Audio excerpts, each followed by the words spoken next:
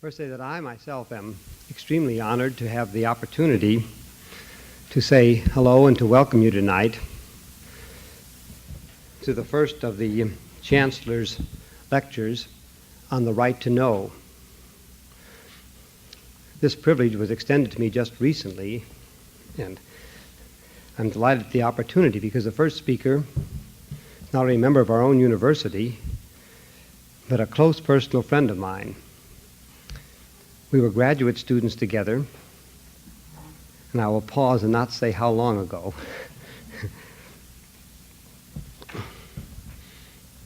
And as graduate students at the University of California at Berkeley, we indulged ourselves in the right to know and grew up in an atmosphere in which we could express practically anything we wanted to say. There have been some times at the University of California at Berkeley when this wasn't true. I think that it is again true. Professor Avram Stroll is now with our university at the San Diego campus.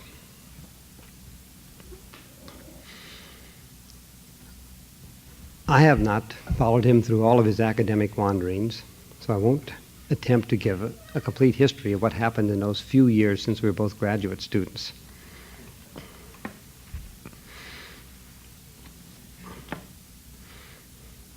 And I'm not going to say many things myself now, except that I'm sure that all of us feel that at this moment in our current history,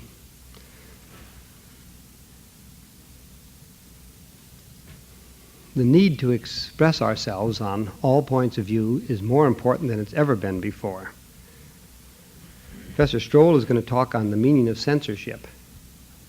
I'm not sure what he's going to talk about, whether it concerns the suppression of novels on sex or other details which are constantly before us, or whether he's going to talk about the information which comes through about what's happening around the world today. But at this time, my own feeling is that the ability, not just the ability so much, but the possibility of finding out what's happening on all subjects and the free expression of all points of view could never be more important to us. And so I'm sure that all of you with me are extremely interested to hear what Professor Stroll has to say on the meaning of censorship. Let me say one more thing, and it would be inconsistent with a lecture if there wasn't a chance for discussion and criticism. And Professor Stroll has indicated that after his talk, he'd welcome questions and discussion and criticism. So when he finishes, I'll return to this side of the stage and try to conduct a discussion between you and him on the points he has to make. Thank you very much, Don. It really is a great pleasure to be here. As somebody who lives in one part of Orange Julius County, where the staple item of food is the buffalo burger and the date milkshake, to come to another part of that county where I understand the same sort of food is eaten. We just had dinner, so I'm speaking from experience. I'm afraid you're going to find this paper incredibly dull. What it tries to do is to lay down some of the principles which are involved in self-government. It really is a paper about self-government. But you may find the discussion which ensues more interesting. In Riverside, I shocked an audience by saying that I thought a good argument in favor of obscenity was that I enjoyed it, and that I even went on to suggest that this might be a very fruitful way of teaching remedial reading, by using obscene photographs and so on. So perhaps we can get around to some of those more interesting questions. What I'm trying to do now is to, as I say, lay down some of the principles which I think subsequent speakers in the series will apply to various areas of human activity, including freedom of the press and so on. So this paper is about censorship, and it is also about self-government, or democracy, as some prefer to call it. In being about censorship and about self-government, by the way, can you hear me in back all right, Mr. Carew? Is it coming through all right? In being about censorship and about self-government, it is about two concepts, or notions, as we say, and about two sets of complex activities or practices to which these concepts apply. Thus, it is about the concept of censorship and about the practice of censorship. And it is also about the concept of self-government and about the activities people engage in when they govern themselves. The terminology being philosophical is unfortunate, but the distinction is simple. We may impose or refuse to impose censorship, but we cannot impose or refuse to impose the concept of censorship. We may protest against a certain practice or go along with it, but we cannot protest against or go along with concepts. The kinds of issues we may face when dealing with concepts are not necessarily the same as those we may face when dealing with various practices falling under those concepts. We may face the problem of trying to understand the concept of censorship, but we cannot face the problem of trying to justify the concept of censorship. We can, on the other hand, face the problem of trying to justify the practice of censorship. I have introduced this distinction for three reasons. First, because I want in this paper to deal with the question, a classical question, is censorship justifiable in a democracy or a self-governing community? And I want it understood that I am specifically speaking about a certain practice, the practice of censorship. Second, because I want to argue that one way of coming to see whether censorship is justifiable is to see whether such practices are in principle excluded by what we may come to understand the concept of self-government to mean or perhaps imply. In determining whether this is so or not, I shall obviously have to unpack the concept of self-government in order to see what it does imply. And therefore, I should like to suggest as my third reason for introducing the above distinction that a way of doing this is to become clear about the concept of censorship. Now, all this may seem like an extraordinarily oblique way of attacking the problem, but I submit, as a way of justifying what I am doing here, that the concept of self-government is a very puzzling notion. I am sure that anyone who has tried to think about it will agree that this is so, that it is extremely difficult to get clear about. Now, sometimes things which puzzle us are seen more clearly when they are not seen straight on.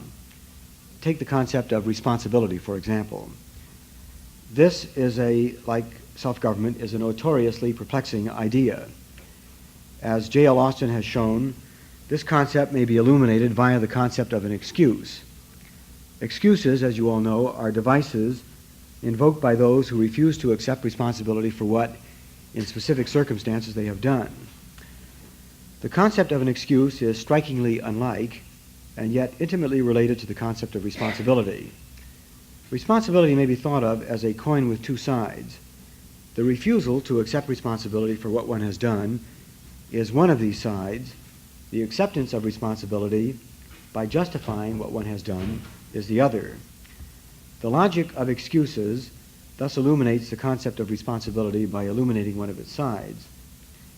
The notion of censorship stands in a somewhat looser relation to the concept of self-government, but nevertheless there are significant resemblances between the two sets of cases.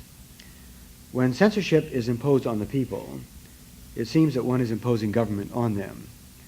Censorship is a concept which fits more neatly, in fact perhaps essentially, into a theoretical framework which underlies those forms of government which are anti-democratic, which insist that the people are not capable of governing themselves.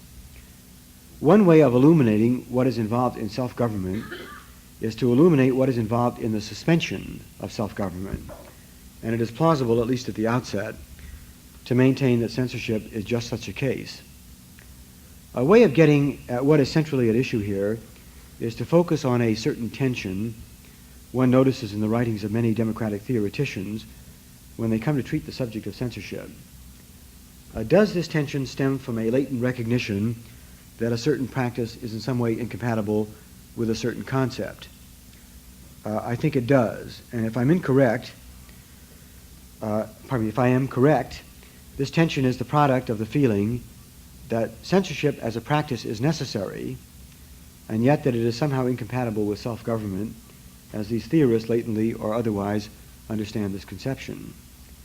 By exploring the sources of this tension, we shall perhaps be in a better position to deal with the question of whether censorship is justifiable in a self-governing community. Am I speaking a little too fast for you here? Am I? A little too fast?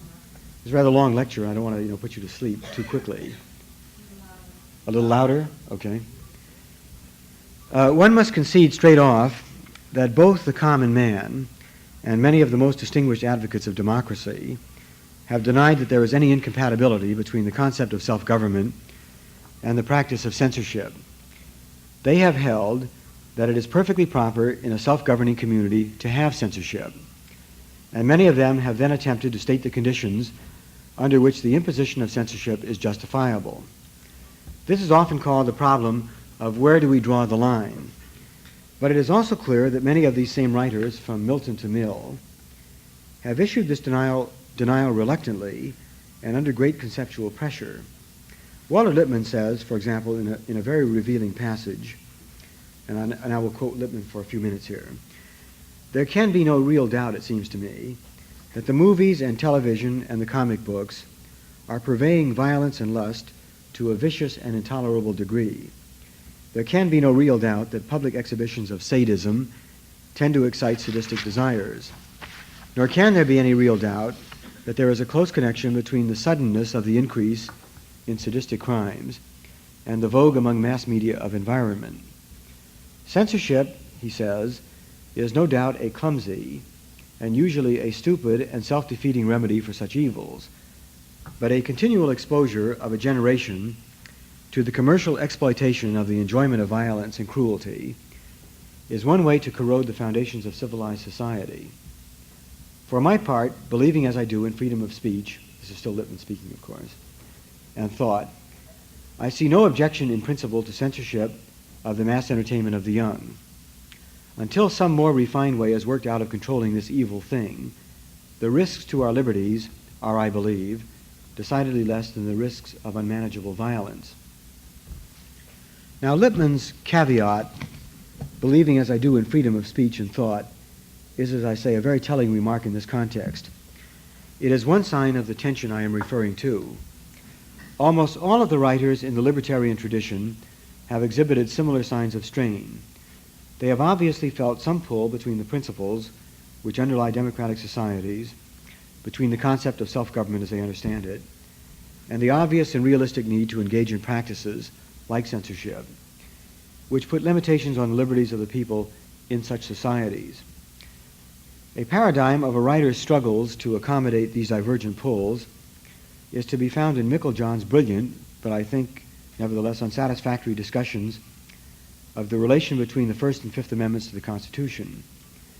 The First Amendment states categorically, as I'm sure you all know, that Congress shall make no law abridging the freedom of speech or of the press, while the Fifth Amendment states that no one shall be deprived of life, liberty, or property without due process of law, a provision which the courts have traditionally interpreted as justifying abridgments upon freedom of speech and press, provided that the due process clause is satisfied.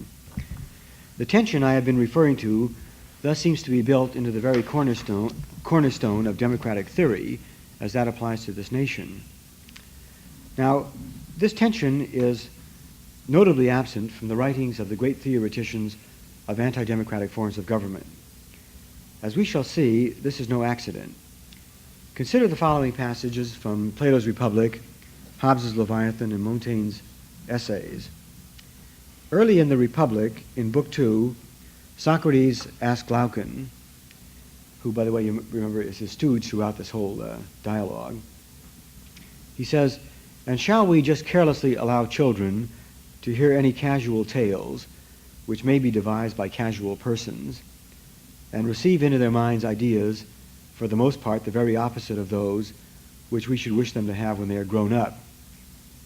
And having received the expected negative answer from Glaucon, Socrates goes on to say, "Then the first thing will be to establish a censorship of the writers of fiction, and let the censors receive any tale of fiction which is good, and reject the bad, and we will desire mothers and nurses to tell their children the authorized ones only." Later on, by the way, I want to speak about this reference to mothers and nurses in terms of what I call a paternalistic model.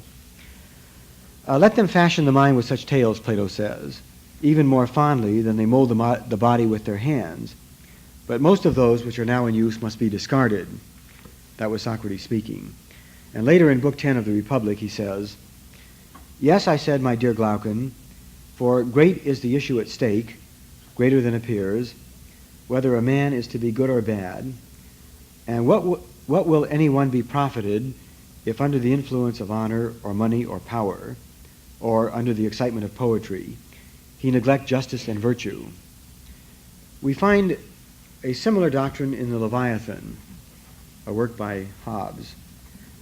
Hobbes says in this work, "It is annexed to the sovereignty to be judge of what opinions and doctrines are averse, and what conducing to peace, and consequently on what occasions, how far, and what men are to be trusted withal in speaking to multitudes of people. And who shall examine the doctrines of all books before they be published? For the actions of men," he says, "proceed from their opinions, and in the well-governing of opinions consisteth the well-governing of men's actions in order to their peace and concord. And although in matter of doctrine nothing ought to be regarded but the truth, yet this is not repugnant to regulating of the same by peace." And then he says, characteristically, "For a doctrine repugnant to peace can no more be true than peace and concord can be against the law of nature." Interesting kind of fallacy. Now, Montaigne summarizes such views neatly in his essays with the following comments, and I think he really summarizes this rather anti-democratic view very neatly. He says, "Truly, there are few souls so orderly, so strong, and so well endowed that they can be trusted with their own conduct, and that are able, with moderation and without recklessness, to sail in the liberty of their own judgments beyond the region of common ideas. It is more expedient to put them under tutelage." Now, there are in these quotations no hesitations, no provisos, no signs of soul-searching, no caveats at the need to impose censorship on the people, no reservations about a possible inconsistency between practice and principle. And why should this be so? The answer, as I have already suggested, is that censorship as a concept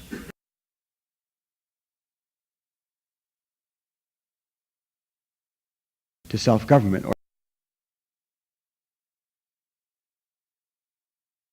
Less obvious is just what this conception is and why it does not fit into what I would call the model of self-government, if there is such a model. Let us see if we can unravel its meaning, as it were, beginning with something which is perfectly plain, but which is not commonly remarked on. I refer at the outset here to the tone of the quotations from Plato, Hobbes, and Montaigne. Their writings differ in interesting and important ways from the tone which characterizes the writings of Mill, Lippmann, and Meiklejohn, say, when they discuss censorship. Mill, Lippmann, and Meiklejohn write as men who customarily find themselves in opposition, as persons who are not likely to be in positions of authority. They write as if they are trying to persuade and to convince others, those who have authority, to exercise power in this way rather than in that.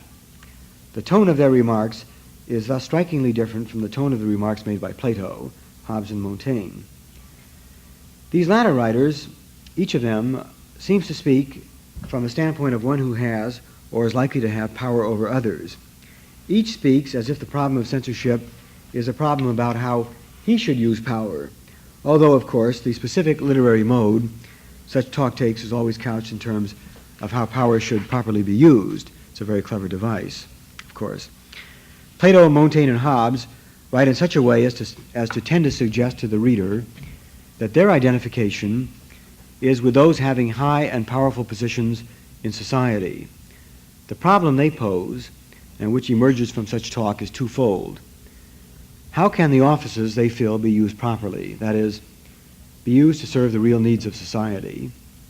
And secondly, how can those who are not competent to perform the duties associated with these offices be prevented from attempting to usurp them? And shall we just carelessly allow children to hear any casual tales? Plato whispers in a tone of voice employed by one administrator speaking to another, while Montaigne replies, "It is more expedient to put them under tutelage," and Hobbes adds, "It is annexed to the sovereignty to be the judge of what opinions and doctrines are averse, and what conducing to peace."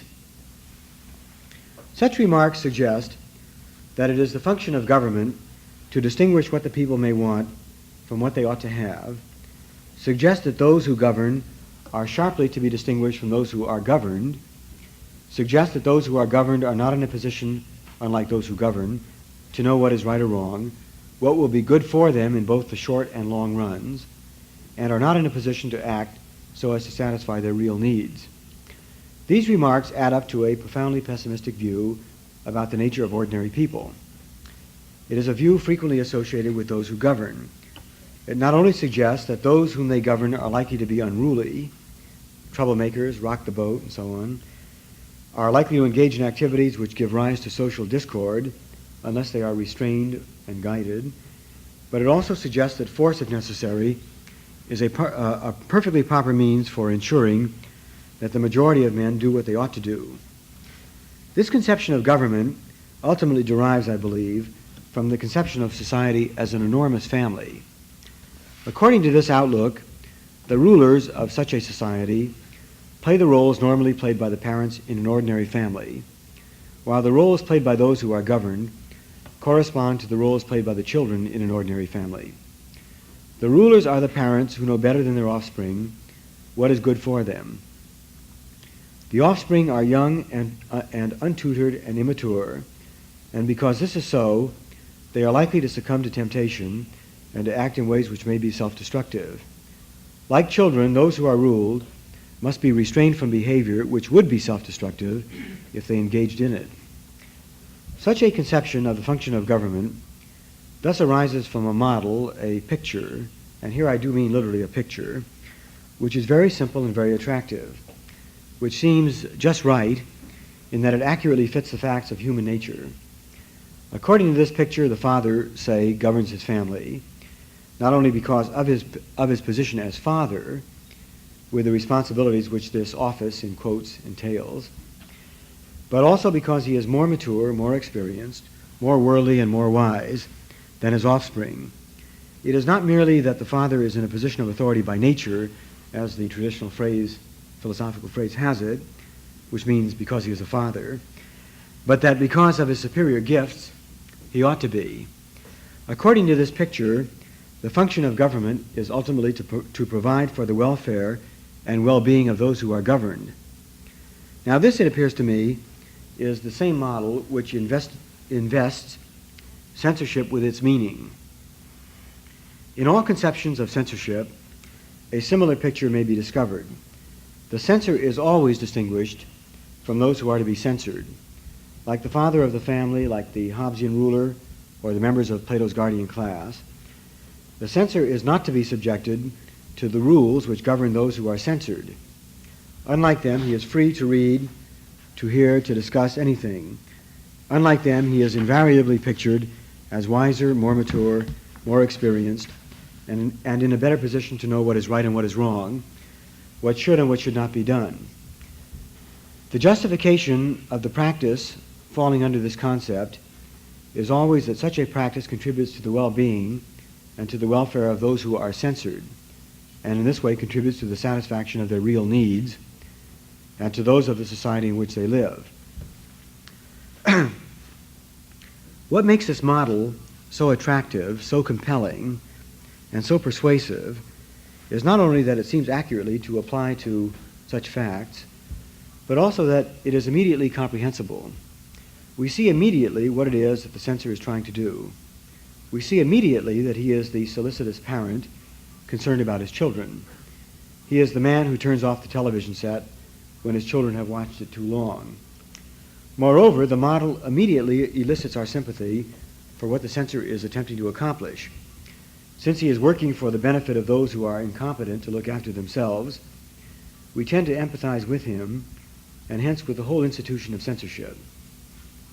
There is thus no ambiguity or vagueness in the meaning of government as so conceived, or in the meaning of censorship as one component in the theoretical framework of government as so conceived. For surely, one must admit that these are the main functions of government: to lead, to take care of, to provide for the well-being of those who cannot look after themselves.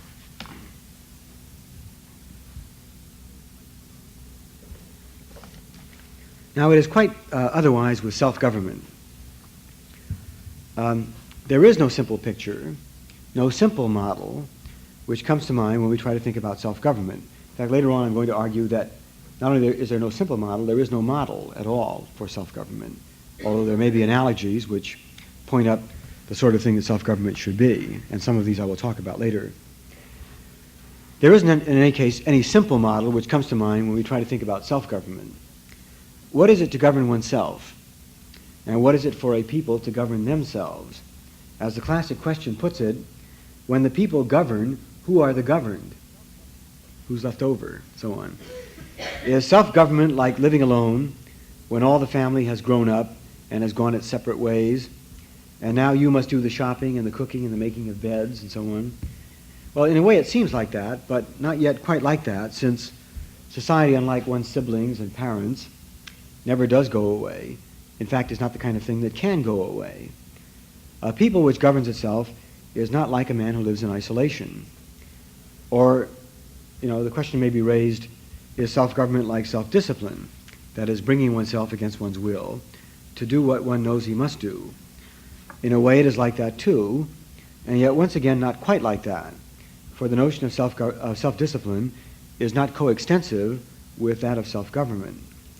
It already assumes a societal organization with existing legislation to which one's behavior ought to approximate.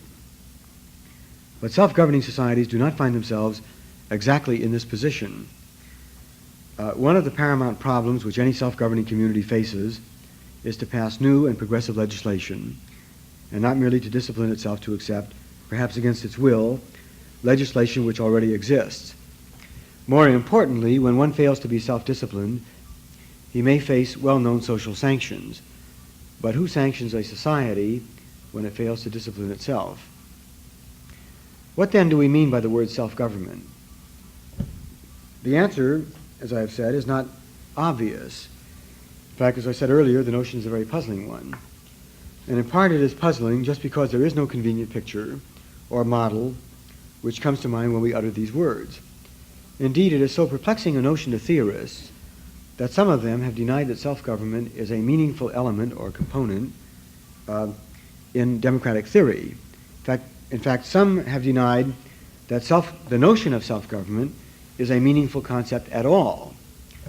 For example, Professor E.H. Carr, whose work I'm sure you all know, Edward Howlett Carr, says in a book called The Soviet Impact on the Western World, published in 1947, this is on page 10, he says this: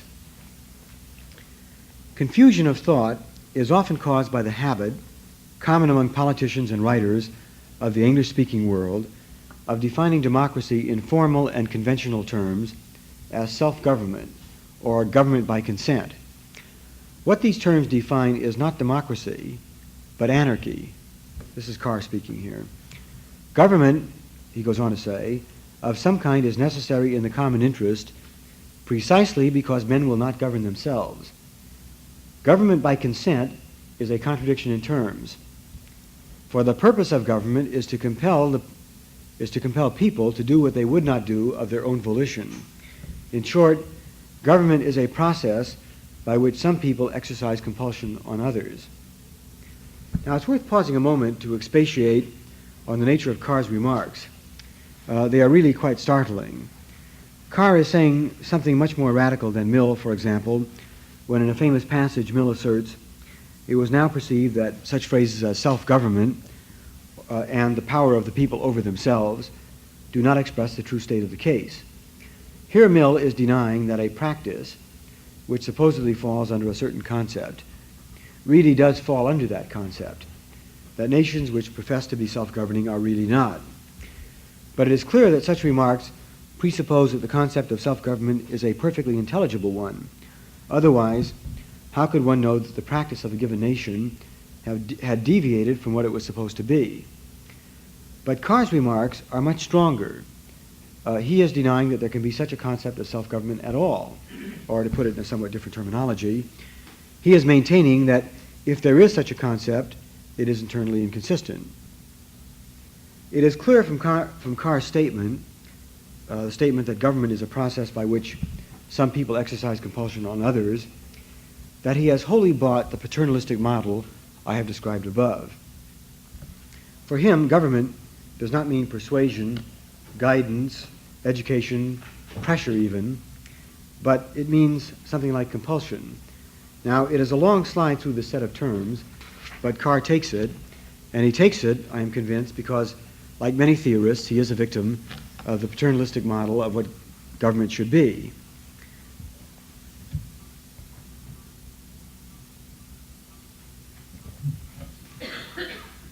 I wish now to bring out a further, and I believe most important feature of this paternalistic model as it applies to anti-democratic forms of government.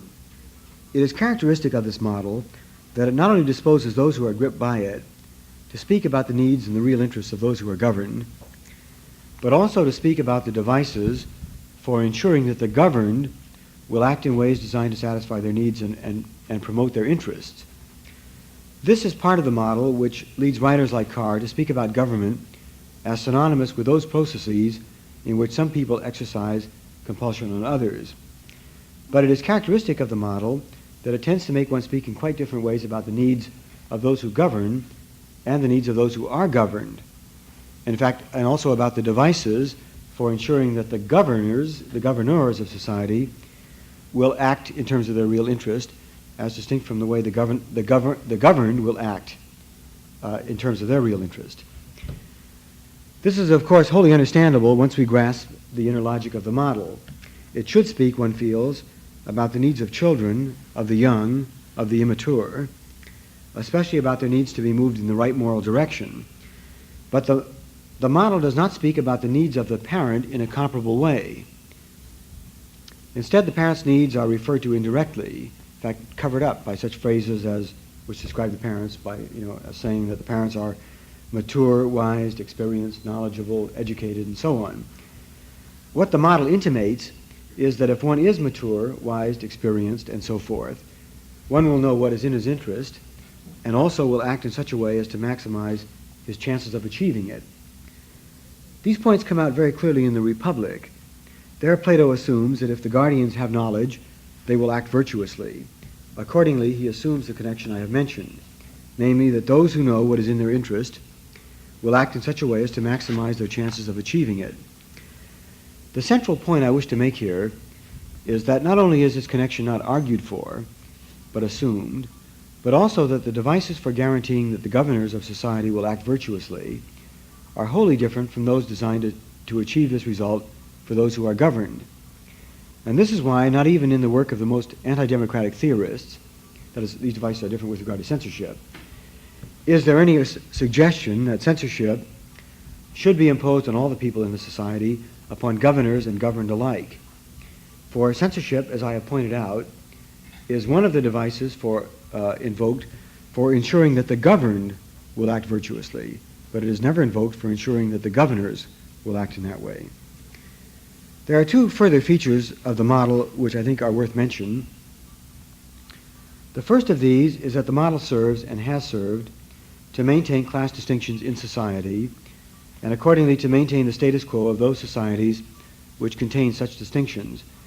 It does this not only very obviously on the political level, but also on the psychological level, where rebellion against society is equated with rebellion against one's parents. The effect of such a model is thus basically conservative and basically illiberal. Secondly, the model gives rise to what I shall call a sliding interpretation of those who are immature. It creates a picture of the immature which suggests a mother or nurse, remember Plato's reference to mothers and nurses, taking care of a very small child, say a 3-year-old child, and gradually incorporates into this picture older children, and finally even adults who lack a minimum amount of education and training. This tends to broaden the base of the number of those who must be supervised, that is governed, and ultimately comes to include everyone but those who govern. And so once again, this is a reactionary effect or implication of the model. The central feature of the model is thus intimately connected with the points I've been making here. One might describe it by saying that although the distinction between what is in the interest of a person, as distinct from what he may desire, is hinted at as applying to the governors, there is no suggestion that practices implementing this distinction may be imposed on the governors. In fact, the stress is quite to the contrary. It is presupposed that it would be wholly inappropriate to impose restrictions of this sort on the governors. It is interesting in this connection to note that democratic theorists, supposedly reacting against this model, have not fully freed themselves from it and have surprisingly incorporated some of these main features of it into their discussions of censorship. The point emerges beautifully both in Milton and in Mill. Both argue against censorship for those who are mature, educated, rational, and so on, but both agree that censorship ought to be applied to those who are immature, uneducated, backward, and so on. They thus differ from Plato not so much in principle or in theory as in degree, that is, with regard to the number of people to whom censorship is to be applied. For Plato, it is the majority of the people in a society. For Mill and Milton, it is to a subset of the majority only, since for them the majority in any civilized society of people are mature and are rational. The point I wish to stress is that both of these theorists assume, first, that those who are rational or mature will in fact act in such a way as to maximize the chances of satisfying their needs, and two, that the distinction between what a man needs, that is, what is really in his interest, as opposed to what he merely desires, cannot be imposed upon those who are rational and mature. These facts, if I am correct, point to two different sets of principles which the paternalistic model incorporates. Where children or the immature or those who need to be governed are concerned, the model suggests that someone else must direct them to act in such a way as to maximize their chances of satisfying their real needs. Where the mature, the rational, the governors are concerned, no one has the right to impose such direction on them. We are now in a position to see why I earlier suggested that there is a tension noticeable in the writings of many democratic theorists who are pulled in different ways by different sets of principles. Under realistic pressures to impose controls on those who are immature, they suggest that the function of government is to provide measures for promoting the interests of the governed. But under pressures which suggest to them that the mature can direct themselves, they argue in quite a different way. That such a model should have a widespread, compelling, and powerful attraction for every political theorist, whether he be an advocate of self-government or not, is now, I think, understandable. But it is questionable, indeed, whether democratic theorists are justified in applying it to self-governing societies. Now, from now on, the paper really, I think, begins to focus on what is its central thesis, namely that essentially that democratic theorists have adopted certain features of this model, which I think are illegitimate, have incorporated them into democratic theory, and have justified censorship on such grounds. And I want to try to show you why I think all this is illegitimate.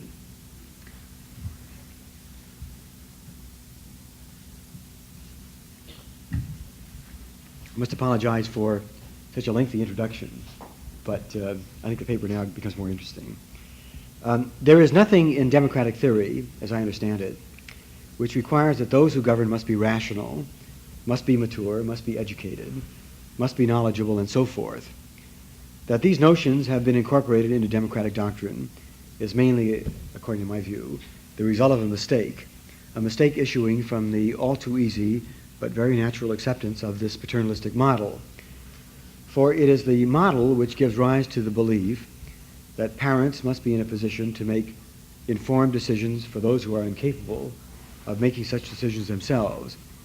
And it is accordingly the model which gives rise to the belief that in a self-governing community, the citizens must be in a position to make wise and judicious decisions for themselves and for their fellow citizens. And it is easy to slide from these beliefs, or sets of principles, into the belief that self-governing citizens will be in a position to make such decisions only if they are mature, educated, rational, responsible, and so on. As I interpret the meaning of self-government, this is precisely the opposite of what such a concept implies. It is not a precondition of self-government that those who govern be wise, educated, mature, responsible, and so on, But instead, these are the results which self-government is designed to produce. Through the process of making decisions, of making and correcting mistakes, of deliberating and reflecting on the facts, and the gamut of opinions concerning the facts, individuals learn to become responsible, learn to make wise, informed, mature, and judicious judgments about matters of public policy. It is these processes which lead to maturity, lead to an educated citizenry, and lead to the development of wise persons. Indeed, we may say that it is only when children are given the responsibility to act in these ways that they can become mature adults and not merely grow older in society. As long as they remain wholly subject to parental domination, they will not in general achieve maturity. It follows that we cannot impose censorship on the young simply because they are the young, or on the immature simply because they are the immature, or on the backward simply because they are the backward, and so on. I thus reject those theories of democracy, presumably speaking in the name of self-government, which draw the line between justifiable and unjustifiable forms of censorship as coinciding with the line between those who are young and those who are not, or between those who are mature and those who are not, those who are responsible and those who are not, and so on. It does not, I should stress, follow from this line of argument. I mean, I've been using these words like follow in a very loose way here. I'm sure Don Kalish is very upset about this. But for a popular talk, one has to do this kind of thing. But here I mean it more strictly, that it does not follow from this line of argument that children should not be subjected to forms of censorship with regard to literary materials or other materials comprising the mass media of entertainment.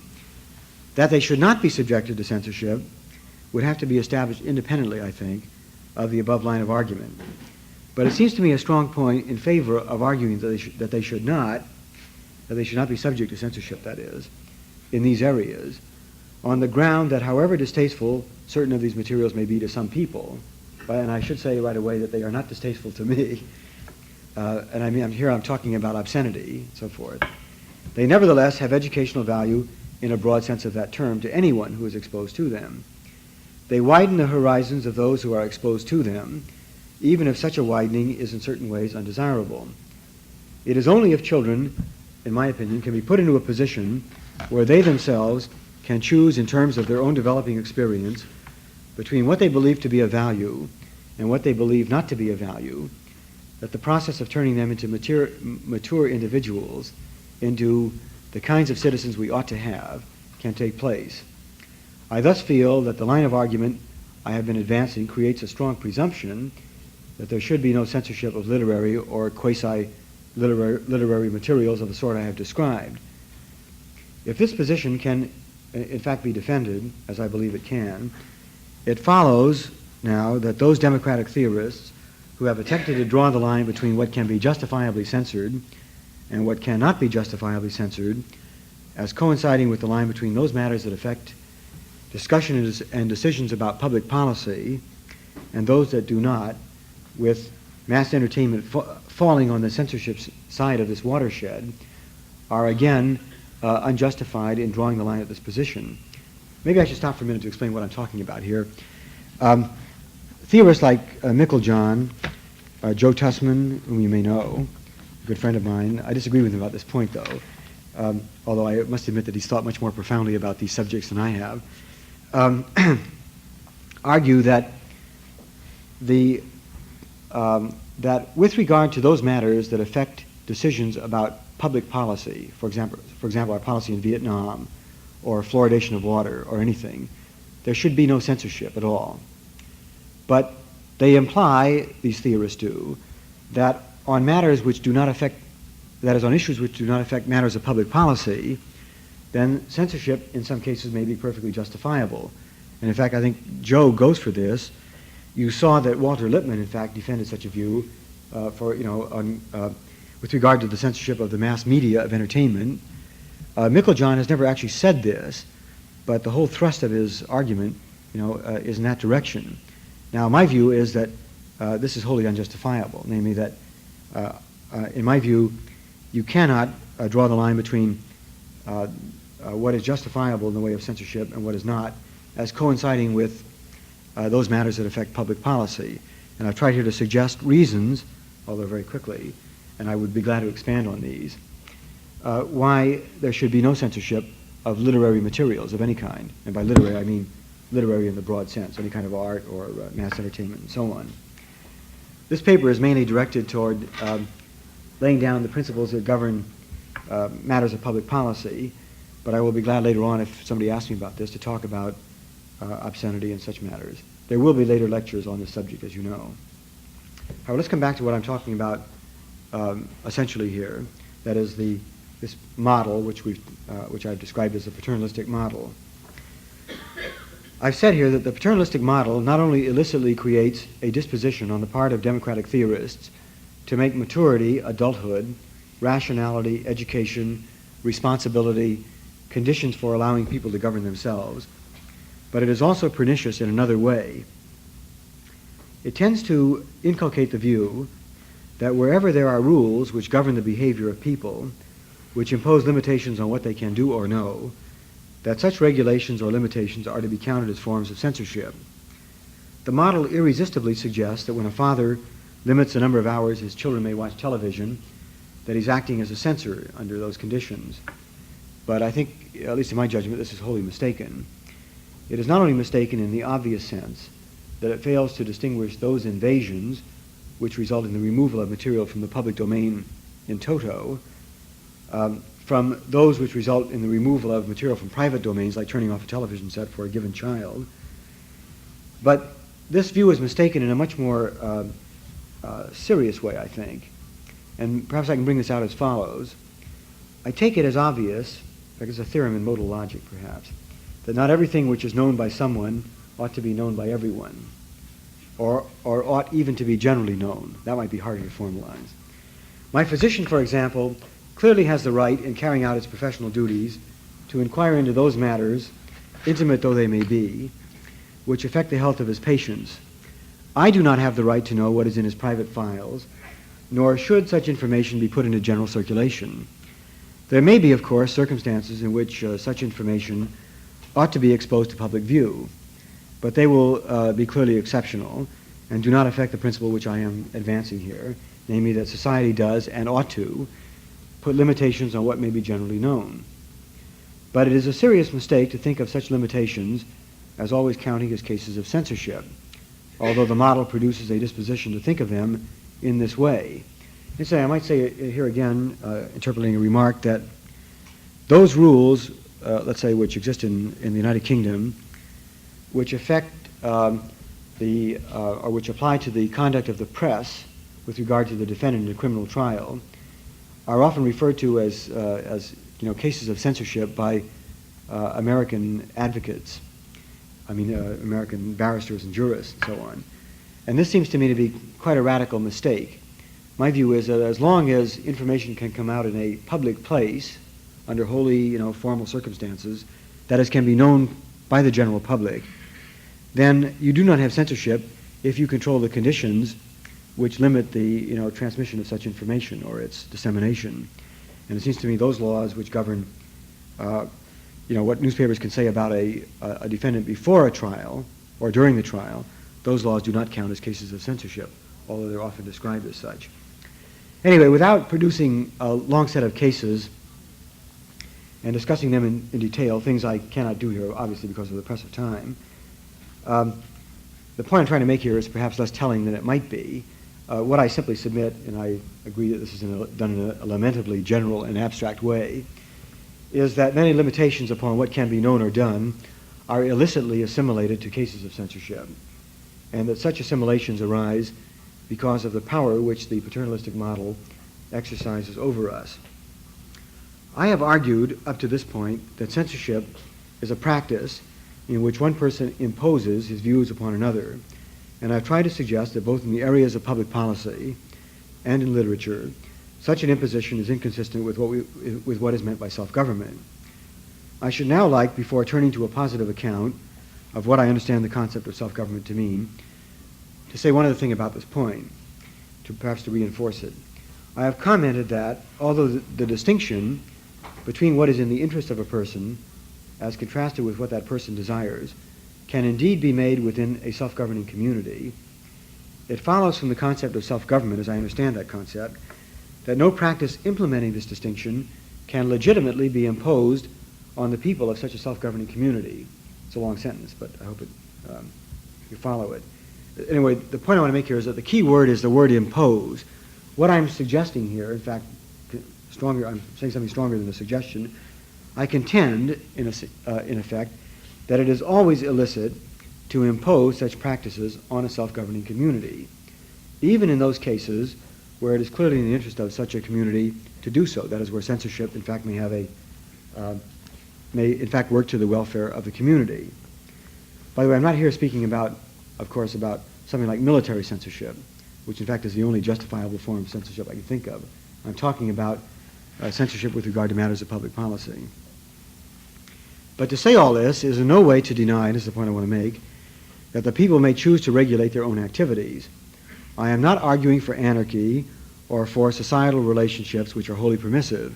On the contrary, I am asserting that any rules which are proposed for regulating the activities of the members of a self-governing community can only be applied after the consent of those who govern is obtained.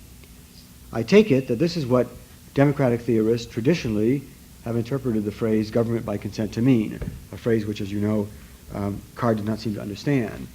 The point of their remarks, as I understand them, is that if the consent of the people is required before any such regulations can be put into effect, then the people must be given an opportunity to discuss, to argue about, to reflect on the wisdom and propriety of such regulations.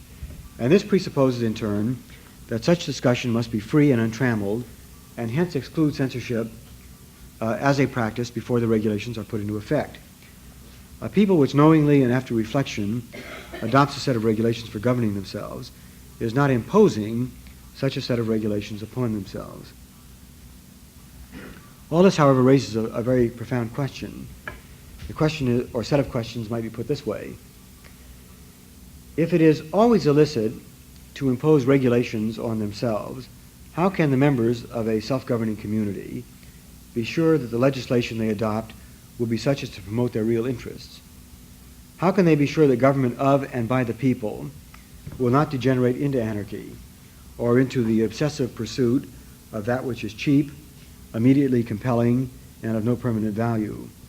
How can they be sure that self-governing individuals will not develop political policies which will inhibit the potential development of the best among them and thus produce a society of mediocrities? These are, of course, fears expressed by many democratic theorists. You find them, for example, in Mill's celebrated essay called On Liberty. They are very genuine fears, I think. Among contemporary theorists, no one has pursued the implications of this set of questions more relentlessly and with greater insight than Professor Herbert Marcuse, who in fact now is a colleague of mine at the University of California in San Diego. These questions form the substance of his books, Eros and Civilization, his recent book, One-Dimensional Man, published in 1965, and a very recent essay called Repressive Tolerance. Professor Marcuse, pardon me,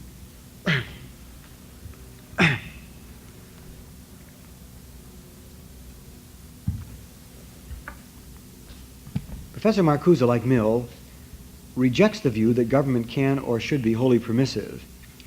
Like Mill, Marcuse believes that self-government is only possible where the citizenry is in a position to make wise, informed, careful, judicious decisions about matters of public policy.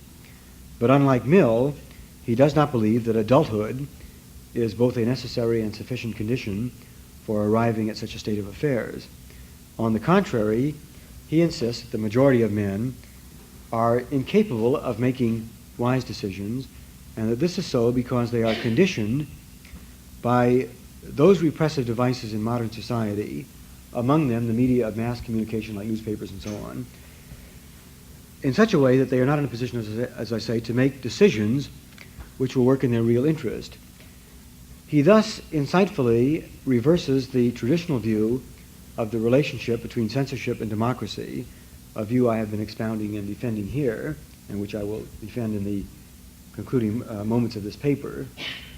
He thus reverses this view and argues instead that there ought to be censorship, And there ought to be censorship exactly of those features of society which prevent men from acting rationally. In other words, that he's arguing essentially, from his standpoint, that, if you want to put it more practically, that the radical right is wholly irresponsible, their views are wholly self-destructive, they are inimical to the society we live in, they preach hatred and so forth, and he thinks on such grounds we are entitled to censor their views, and we are entitled to do this on the ground that that unless we do so, men of goodwill will not be in a position to make responsible judgments about matters of public policy. In particular, as I say, he believes that all those features of society which condition men to self-destructive behavior, including race hatred, xenophobia, and highly acquisitive commercial practices even, ought to be subject to censorship. He thus defends censorship as a necessary condition for making self-government possible, and that, I think, is a real twist. Like Mill, Professor Marcuse thus is exceedingly sensitive to that feature of the paternalistic model which maintains that controls over the irresponsible and self-destructive behavior of men must be imposed on them, ultimately for the well-being of society.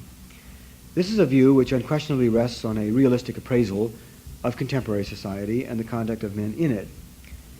But as compelling as I find his views and these considerations, I really cannot go along with them.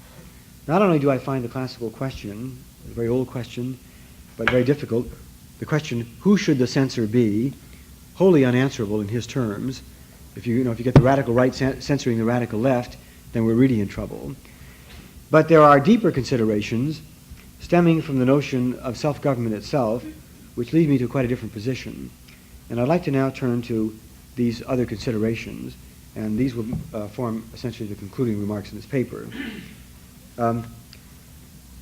I've spoken up to this point explicitly about censorship and only indirectly about self-government. The paper really is about self-government, and very briefly so.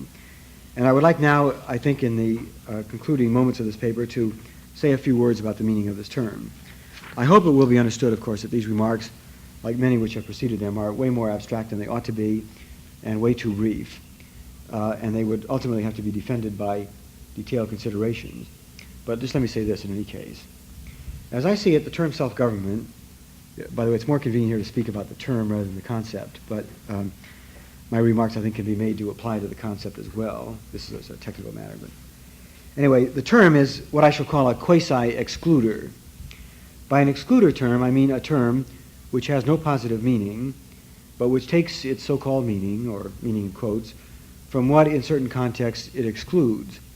J.L. Austin, whom I referred to earlier, in fact, is the inventor of this idea. He describes these kinds of excluder words as trouser words. That is saying that in that family it's a negative use which wears the trousers. Now, the word real is a word like this, that when we say it's a real coin, we are excluding its being counterfeit. When we say it's a real gun, we are excluding that it's a toy, and so on. Now, if you look up the word real in a dictionary, you don't find not counterfeit, not toy, and so on, so that those words are not the meaning of real. One can say, in fact, either that the word real has no positive meaning of its own, independent of the context in which it occurs, or one may say that its meaning is always determined by the context in which it occurs. Now, these again are technical matters which I won't pursue here. What I want to suggest is that self-government is to some extent a term like real. It is used in order to exclude certain possibilities. Among these are anarchy, which means no government, because self-government means government, and autocracy, or government by imposition. I've shown you why self-government excludes that. It also excludes the notion of censorship, since this is a subcase of government by imposition. We may say that this is the negative significance of the concept, that it rules out certain political practices.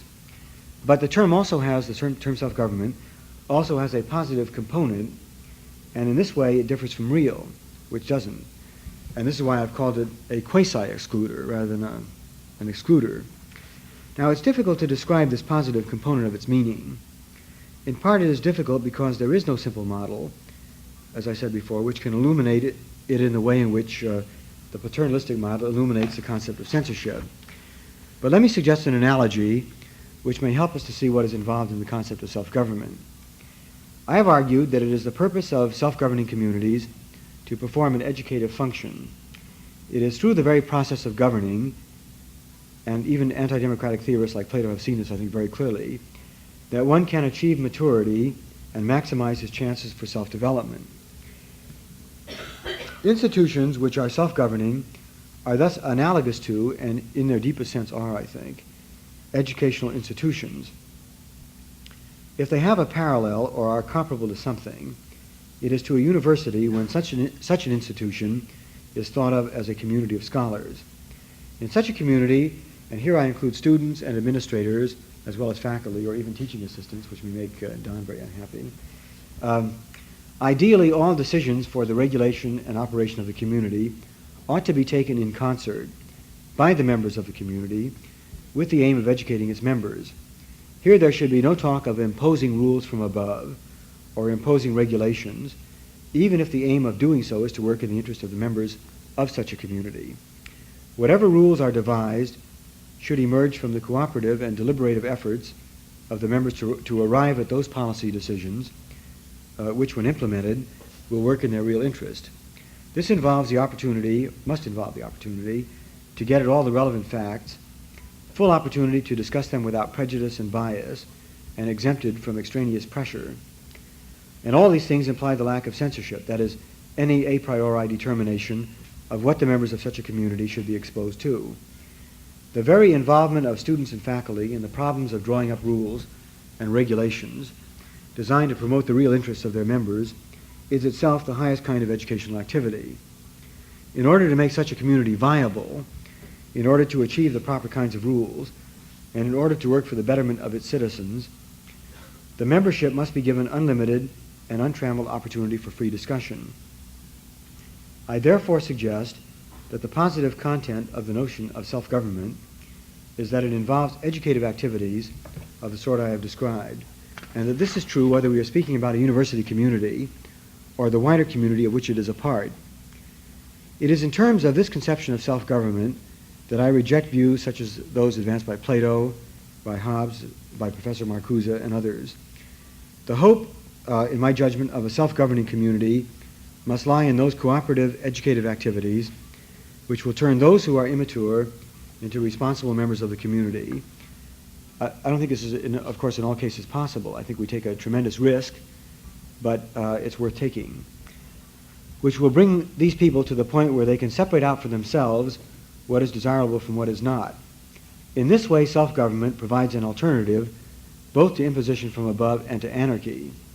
But all such activities presuppose the freedom to inquire, discuss, and debate those matters which fall within the citizen's concern. Freedom is thus not a fortuitous concomitant of self-government, but the essential basis for it.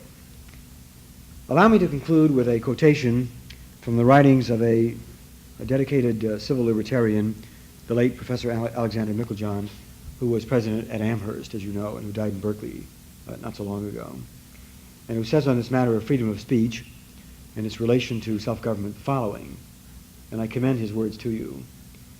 He says, "If then on any occasion in the United States it is allowable to say that the Constitution is a good document, it is equally allowable in that situation to say that the Constitution is a bad document. If a public building may be used in which to say, in time of war, that the war is justified, then the same building may be used in which to say that it is not justified." I think this bears very strongly on the situation with regard to our policy in Vietnam, for example. If it be publicly argued that conscription for armed service is moral and necessary, it may likewise publicly be argued that it is immoral and unnecessary. If it may be said that American political institutions are superior to those of England or Russia or Germany, and I might add, or China, it may with equal freedom be said that those of England or Russia or Germany are superior to ours. These conflicting views may be expressed, must be expressed, not because they are valid, but because they are relevant. If they are responsibly entertained by anyone, we, the voters, need to hear them. When a question of policy is before the House, free men choose to meet it, not with their eyes shut, but with their eyes open. To be afraid of any idea is to be unfit for self-government. Any such suppression of ideas about the common good, the First Amendment condemns with its absolute disapproval. The freedom of ideas shall not be abridged. Thank you very much.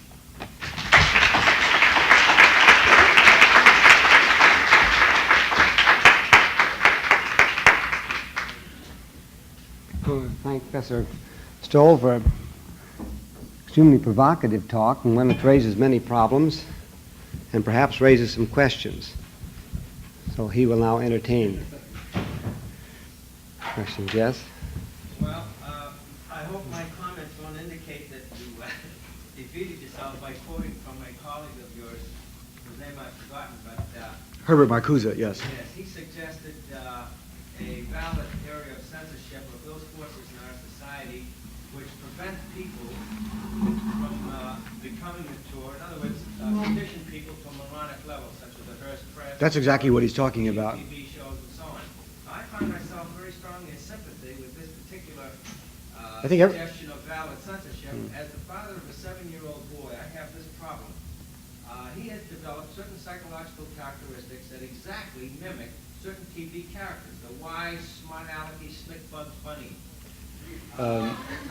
My boy is even worse. There's a character named, Snoggle? Snagglepuss or something? And I find it very difficult to limit and curtail or limit his gun interest, because if we shut off the TV and there's no more bang bang, he goes out to play with the kids and every damn kid's got a gun. So it seems to me that in terms of just the problems of bringing up a kid in a democratic society with pro-social rather than anti-social ideas, there must be some censorship on the purveyors of ideas through mass media, some censorship to guarantee some degree of wholesomeness and the democratic ideals in our youngsters. Well, there's several things which one could say to this. Let me just ask you a very simple question. You think there were no wars before we had television or radio or newspapers? What's that? What? Do you think there was no warfare before we had, say, television or newspapers or the mass media of entertainment? Yeah, of course it was. Right. I don't think it has anything to do with it myself. I mean, let me ask you this. Second question. Did you play with guns when you were a young man? Very little. I see. Well, you may be exceptional, because I did, and in fact, I still bear scars, which, from people throwing rocks at me and all this kind of thing. And I grew up a reasonably innocuous, in fact, kind of harmless and ineffectual professor. And my little boy watches all this stuff too, and I don't really think it's going to affect him very much. Well, unfortunately, for your viewpoint, there has been documented a serious and extensive study of the effects psychologically and behaviorally on children of the comic strips and other unwholesome elements in the mass media. I think the doctor's name is Fritz Wertheim of Bellevue Hospital in New York. The book is called Seduction of the Innocent. Even if you don't read the book, there are enough news items every once in a while in the paper of children taking a gun, killing their playmate or killing their parents or their cousin with knives and other forms of sadism, actual murder. Well, some of these may be... and the kid says, they quoted, well, I saw it on TV. Let me join in the conversation. Right, John, why don't you say something? It's hard for me to be silent. It's a professional characteristic which Abram will sympathize with. I mean, your point, I think to support your point, I don't think there's any use to discuss whether or not the present movies and TV are, infect children more than what happened before they came into being. But philosophers like to consider the possible. Suppose that they do develop little monsters. I mean, just take your case and without the facts you say do support it, just suppose they develop monsters. Should we censor it or shouldn't we?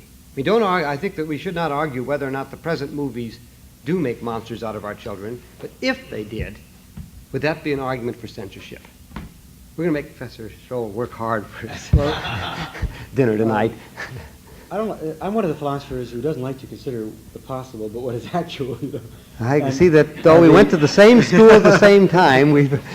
Let me put it this way, that there's no point in discussing a hypothetical case. For example, if you ask me, if you were a cat, could you bark? Well, how do I know? I mean, I've never been a cat,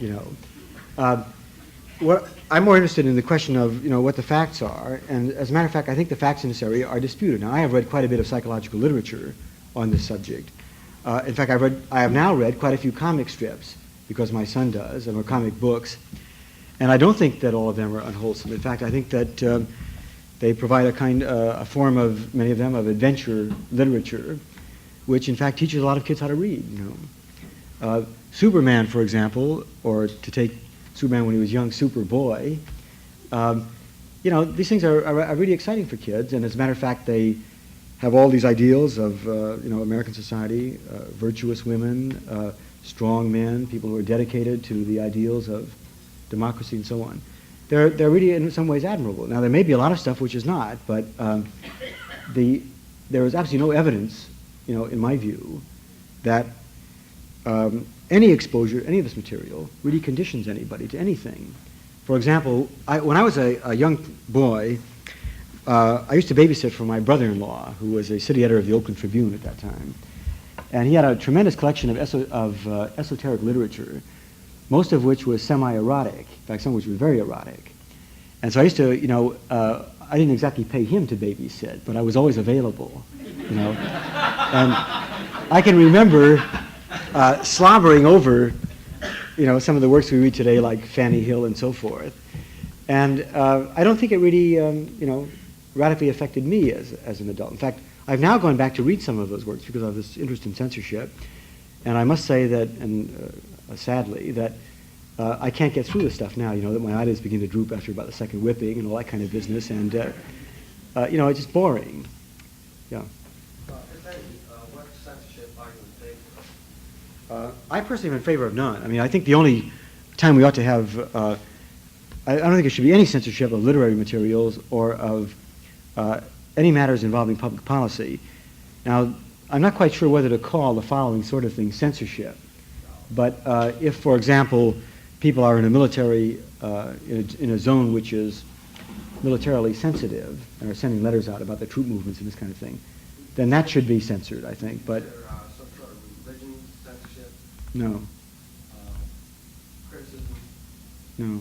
Playwright? Oh, no, none of that should be censored. I mean, that's ridiculous. We have in San Diego County. It does exist in mass communication. But why should it be censored? As I said before. The person who is writing this performs a part of censorship. Wait a minute, now I don't get your question.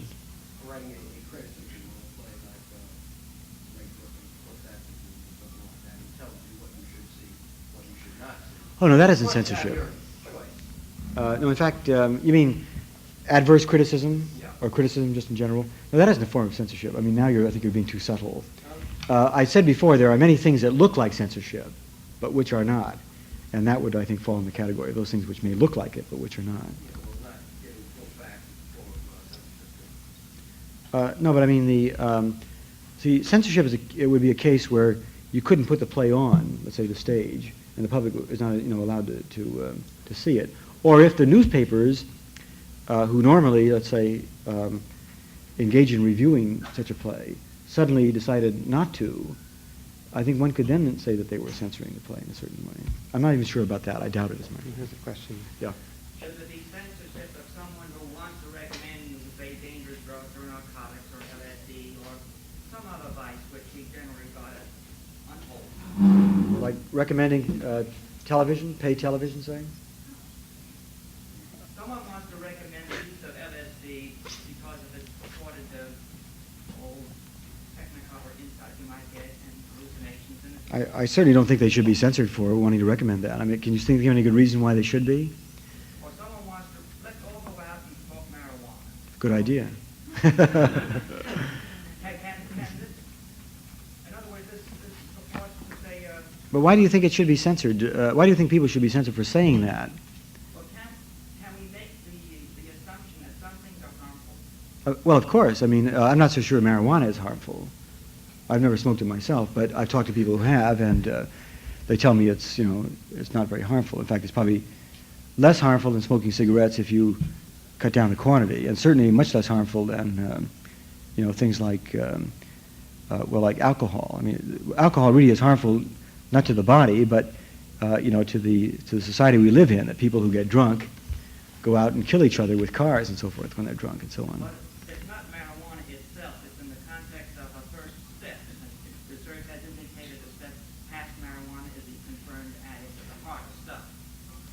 Well, see, let me put it this way.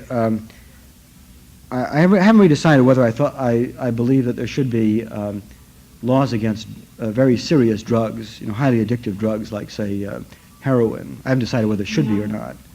But let's assume for the minute that there ought to be.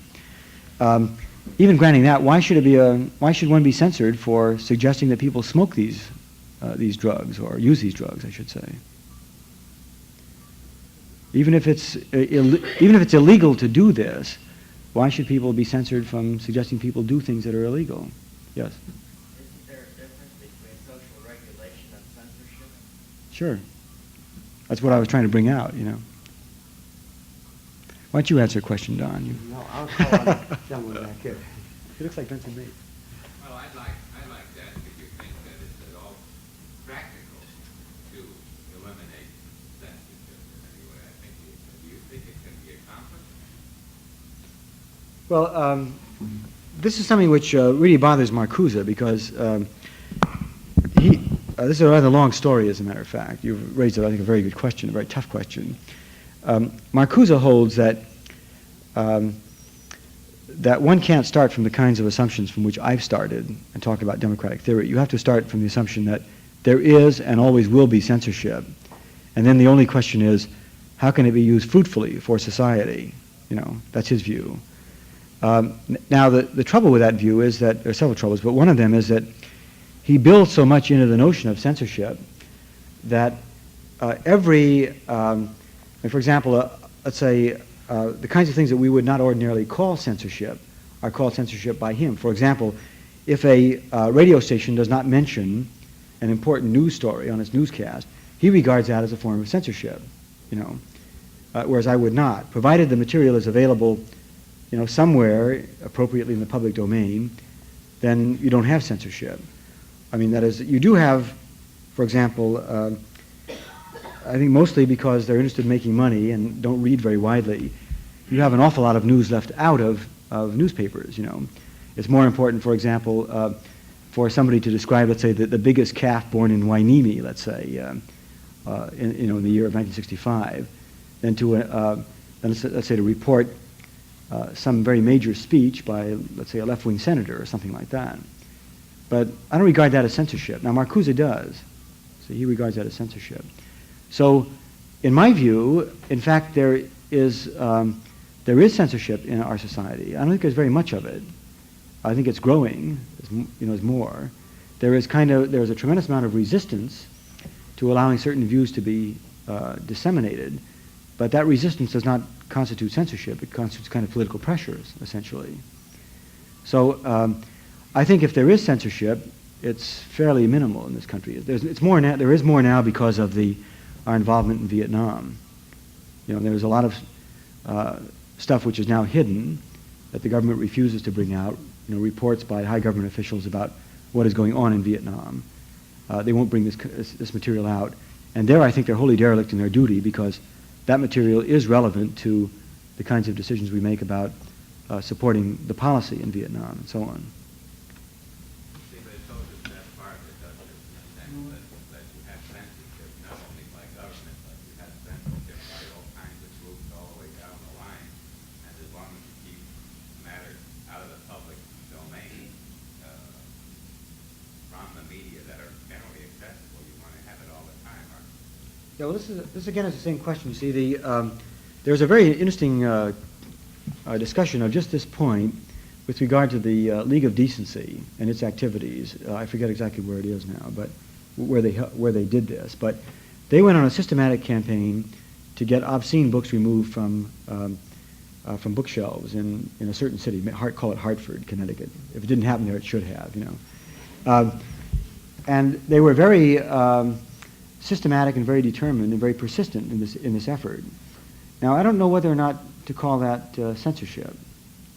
That is, they were exerting political pressure on certain booksellers and so forth. Had the booksellers succumbed, or had there been no other avenues for reading this material, I think you could have had a condition which resembled that of censorship. On the other hand, people who were determined enough could have gotten the material elsewhere, even if not in that town. I'm not quite sure what to say about these borderline cases. They're very tricky. I think there's a question here. Would you say that the bad publicity that was given to commercials on television just a few years ago, would you call that censorship, for instance?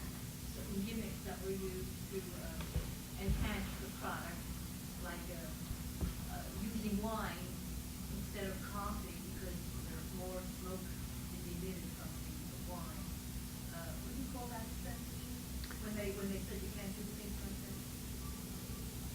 Oh, I see. You mean the, let's say the FCC, for example, sets up a series of regulations determining what sorts of commercials would or would not be appropriate. Is that right? Now, I don't think that's censorship. No, I don't think so. Well, Bring forth the product in enhance it in public eye and using little tricks. I just can't recall the tricks that the wine situation instead of coffee to have. but if I remember that case, or not that case, but cases like it, wasn't the contention that of the FCC that these people were fraudulently advertising a product? It wasn't just a question of enhancing the product, but the claim was, for example, that this glass was bulletproof and they chewed a piece of glass, only of course it had a steel backing or something like that, and it was one-way glass or something like that. I think the contention there was, if I remember the facts, now I may be wrong about this, that in fact there was no censorship, but simply allegations of fraud against these particular companies in commercials. However, the question is an interesting one if you put it in the possible form, which I refuse to do. That's the sort of thing that Don Kalish would like. Mr. Nyberger? Then I take it that you consider that a criterion as to whether something should be subject to limitation or not is whether it's truthful or fraudulent. No. Well, no, I didn't mean that at all. I mean, this is the. My point was simply this: that she asked whether a certain case was a case of censorship or not, but she incorrectly described the case, right? And so I went on to say that that the reason why this was banned from the air had nothing to do with censorship, but it was a case of fraud. From that, it does not follow that I regard the criterion, as where you can draw the line, as coinciding with, let's say, fraudulence or truth and so forth. I'm not putting forth that view. I was just correcting a mistake that she was making in describing the example. Well, then let's certainly ask you. Do you think that it's an appropriate function of Oh, no. society to protect? I would definitely argue against drawing the line there. That is, I don't think that all those things which are false should be censored, and only those things which are true should be allowed. That would be, I think, idiotic. Nobody could maintain that kind of criterion. For example, some of the most amusing plays, for example, contain many lines which are fraudulent. If you've seen the Saad Marat play, for example, recently, it has Marat living in 1810 when he was dead in 1793 or something of this sort. And but it's still. This is not a reason for excluding it from the stage. Plato sometimes talked like that. That only the truth could be allowed to be professed in his society. A number of European countries who suffered through the Nazi savagery are censoring now movements like the Nazis. They've also signed the United Nations Genocide Convention. Must we also go through a Nazi Holocaust before we would also feel justified in censoring any of these type of movements? Well, I'm glad you raised that question because I think that part of the motivation that impels people like Herbert Marcuse to say what he does say is that he also suffered through this kind of thing, and he sees in our society the incipient elements of reaction, and as he has told me on many occasions that nobody ever took the Nazis seriously in Germany, before all this took place, and then all of a sudden they blew up into a genuinely dangerous movement, and then of course were horrible, incinerating people, so on. However, I don't think that, let me put it this way, that I think, be one of the first, although I thoroughly disapprove of their views, to argue that even the views of George Lincoln Rockwell and other anti-Semites and members of the Nazi Party should be allowed to be heard in this country. It seems to me that the dangers of suppressing them are much greater than any harm they're likely to do. I may be wrong about that, but this is one of the gambles that we take. I think the only way of making sure that we don't allow this country to turn into something like that is for every citizen to be, vigilant and to remember what the American heritage is.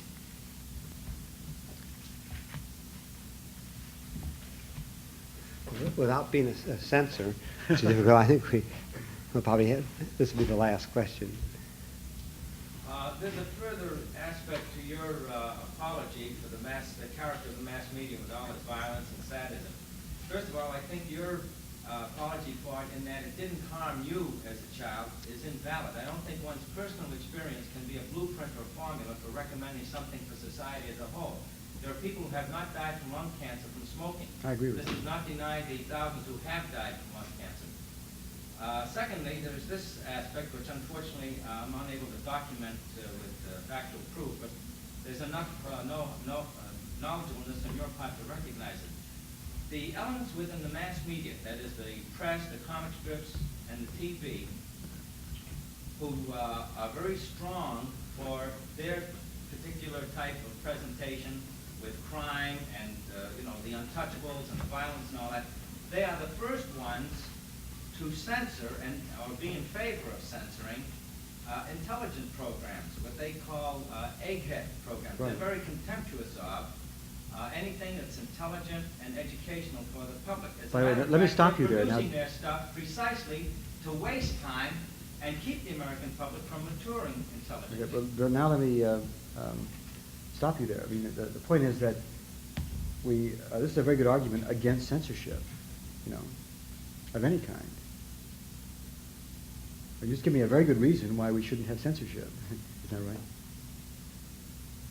Let me put it this way, that I think one of the things that most Americans don't realize is how much they have to do to be effective citizens in their society.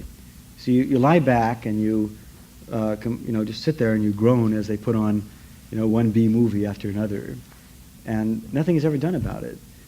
But it is possible for the citizens to organize and to get better movies. This happens, all the time. That you can turn even a place like, let's say, Venice into a kind of paradise if you work it right, But it's up to you. And the thing is that this kind of society gives you an enormous opportunity.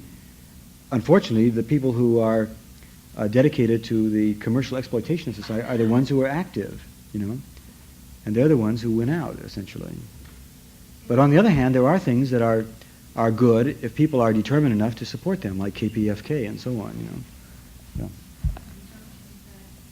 I guess I was going to stop the conversation, but I can't.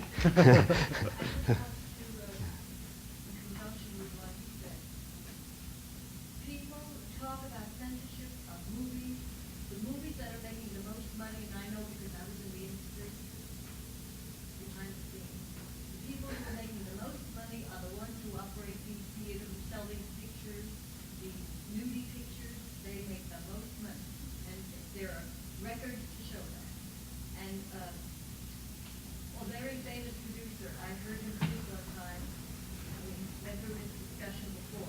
What kind of movies are these again? Pardon me? You say nudie? Nudies, I've never seen any. The burlesque film, Oh, the burlesque on film, All right. girly Make, movies. make your point. We'll talk about it. Anyway, he said that pictures like the Ten Commandments and, Well, I don't know. very, very fine pictures. I was just going to say the other way around. That I think They've never recouped their money. Why do you think the Ten Commandments is a better picture than one of these nudie pictures? Why do you think the Ten Commandments is a better picture than one of these nudie things? Why? I mean, Historical or biblical or well, that's it. But it's a 2-hour drag. I mean, Well, she gave a poor example. Well, I think you're trying to think of something else. I mean, it's like filming Principia Mathematica, Well, perhaps, yeah. Make their money and way beyond and profit in a very short time. It's certain that the quality of something is not proportional to the audience. Sure. I think we can conclude that in general. But I'm sure that Mr. Stroll, you stay a few minutes more for informal conversation with one who wants to express some of these issues. We thank him again very much for Great pleasure having you. beginning.